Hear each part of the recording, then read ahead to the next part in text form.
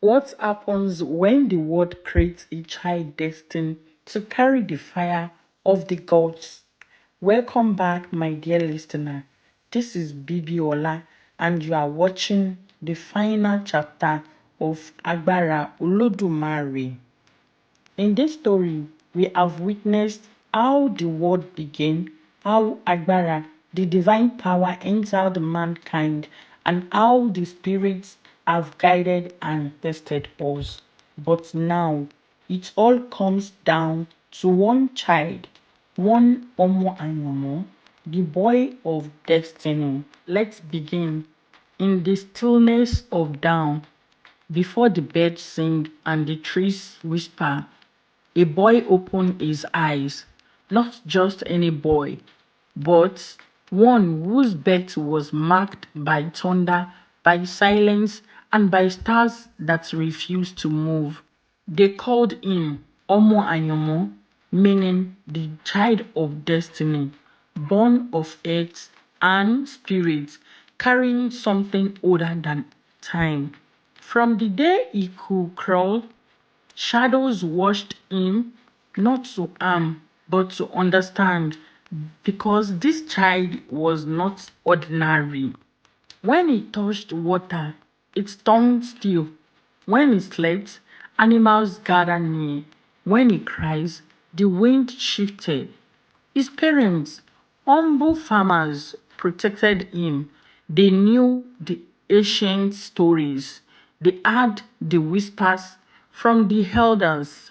And so they did what any loving parent would do. They hid him. But Agbára, divine power, does not hide for long. One night, as the moon reached her highest throne, the boy walked into the forest, alone, all alone by himself, drawn by a light only he could see. And there, waiting beneath an ancient tree, stood the first of the Irúnmọlẹ. It was Ọ̀ṣun, glowing with golden river light. Her voice was like water on stone, gentle but unshakable. She said, "You are saying, you are choosing, but what you do with your power will decide everything." Then came Ṣàngó, wrapped in fire and red clothes, holding his double axe. His step shook the ground. "The world will burn if you let fear rule," he warned. "Speak, rise, stand." Then Ọbàtálá, the father of forms, appeared clothed in white, silent and powerful. He placed his hand on the boy's head, and in that moment, the child saw visions. Nations falling, rivers rising, voices crying his name in joy and in fear.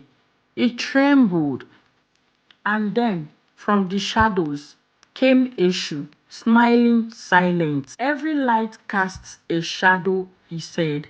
"Even you, boy, the test is near." When the child opened his eyes again, he was home, but nothing would ever be the same. The power had awakened, the Irúnmọlẹ had marked him, and deep in the heart of Ayé, something ancient had begun to stir.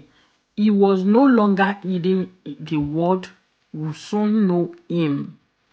And so, beloved ones, Agbára Olódùmarè ends where all true beginnings begin, in the heart of a child, in the choices we make, in the power we carry. This is the last episode of this sacred journey, but the story, it lives on in you, in me. Stay awake, stay powerful, and remember, àṣẹ ló ń gbé gbogbo nǹkan.